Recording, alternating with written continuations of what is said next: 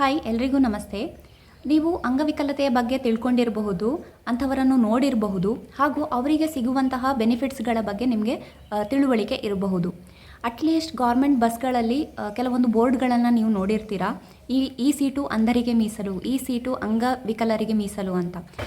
ಬರೀ ಬಸ್ಗಳಲ್ಲಿ ಅಷ್ಟೇ ಅಲ್ಲ, ಅವರಿಗೆ ಬೇರೆ ಕಡೆಗಳಲ್ಲೂ ಕೆಲವೊಂದು ರಿಸರ್ವೇಷನ್ಗಳಿವೆ. ಎಸ್ಪೆಷಲಿ ಗೌರ್ಮೆಂಟ್ ಜಾಬ್ಗಳಲ್ಲಿ ವಿಕಲಚೇತನರಿಗೆ ಅಂತ ಒಂದು ಸೀಟ್ ಮೀಸಲು ಇಡ್ತಾರೆ. ಇದು ಅಂಗವಿಕಲರು ಅಂತ ಅಂದರೆ ಬರೀ ಫಿಸಿಕಲ್ ಡಿಸೇಬಿಲಿಟಿ ಅಷ್ಟೇ ಅಲ್ಲ, ಈವನ್ ಮೆಂಟಲ್ ಡಿಸೇಬಿಲಿಟಿ ಅಂದರೆ ಕೆಲವೊಂದು ಮೆಂಟಲ್ ಪ್ರಾಬ್ಲಮ್ಗಳನ್ನು ಕೂಡ ಡಿಸೇಬಿಲಿಟಿ ಅಂತ ಪರಿಗಣಿಸಲಾಗತ್ತೆ. ಉದಾಹರಣೆಗೆ ಮೆಂಟಲ್ ರಿಟಾರ್ಡೇಷನ್ ಅಂದರೆ ಬುದ್ಧಿಮಾಂದ್ಯರು ಅಂತ ಮುಂಚೆ ಕರಿತಾ ಇದ್ರು, ಈಗ ವಿಶೇಷ ಚೇತನರು ಅಂತ ಕರೀತಾರೆ. ಅಂಥವರಿಗೂ ಕೂಡ ಕೆಲವೊಂದು ರಿಸರ್ವೇಷನ್ಗಳಿವೆ. ಯಾವ್ಯಾವ ರೀತಿಯ ರಿಸರ್ವೇಷನ್ಗಳು ಅವರಿಗೆ ಅವೈಲೇಬಲ್ ಇದೆ ಅನ್ನೋದರ ಬಗ್ಗೆ ಈ ವಿಡಿಯೋದಲ್ಲಿ ನೋಡೋಣ.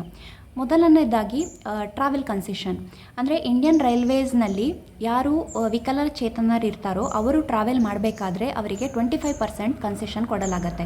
ಹಾಗೆಯೇ ಅವರ ಜೊತೆಗೆ ಯಾರು ಟ್ರಾವೆಲ್ ಮಾಡ್ತಿರ್ತಾರೆ ಅವರಿಗೂ ಕೂಡ ಈಕ್ವಲ್ ಅಂದರೆ 25% ಕನ್ಸೆಷನ್ ಕೊಡಲಾಗತ್ತೆ.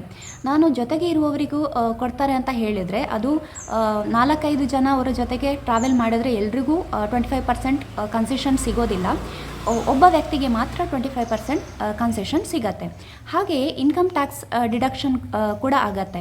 ಅಂದರೆ ಫಾರ್ ಎಕ್ಸಾಂಪಲ್, ಒಂದು ಮೆಂಟಲ್ ರಿಟಾರ್ಡೇಷನ್ ಇರುವಂತಹ ಮಗುವಿನ ತಂದೆ ತಾಯಿ ವರ್ಕ್ ಮಾಡ್ತಾ ಇದ್ದರೆ ಅವರಿಗೆ ಇನ್ಕಮ್ ಟ್ಯಾಕ್ಸ್ ಡಿಡಕ್ಷನ್ ಆಗುತ್ತೆ. ಯಾಕಂತಂದರೆ ವಿಕಲಚೇತನ ಮಗುವನ್ನು ನೋಡ್ಕೊಳ್ಳೋದಕ್ಕೆ ತುಂಬ ಖರ್ಚು ಮಾಡ್ತಾರೆ. ಅವರಿಗೆ ಅದಕ್ಕೆ ಬೇಕಾದಂತಹ ಫೆಸಿಲಿಟೀಸ್ ಕೊಡೋದಕ್ಕೆ ಅಥವಾ ಮೆಡಿಕೇಷನ್ಗಾಗಿ ಅವರು ತುಂಬ ಖರ್ಚು ಮಾಡ್ತಾರೆ. ಹಾಗಾಗಿ ಅವರಿಗೆ ಇನ್ಕಮ್ ಟ್ಯಾಕ್ಸಲ್ಲಿ ಸ್ವಲ್ಪ ಬೆನಿಫಿಟ್ ಸಿಗುತ್ತೆ. ಹಾಗೆಯೇ ಈ ವಿಕಲಚೇತನರಿಗೆ ಪೆನ್ಷನ್ ಕೂಡ ಬರುತ್ತೆ. ಈ ಎಲ್ಲ ಮಾಹಿತಿಯನ್ನು ನೀವು ಗೌರ್ಮೆಂಟ್ ವೆಬ್ಸೈಟ್ಗಳಲ್ಲಿ ಹೋಗಿ ತಿಳ್ಕೊಳ್ಬಹುದು.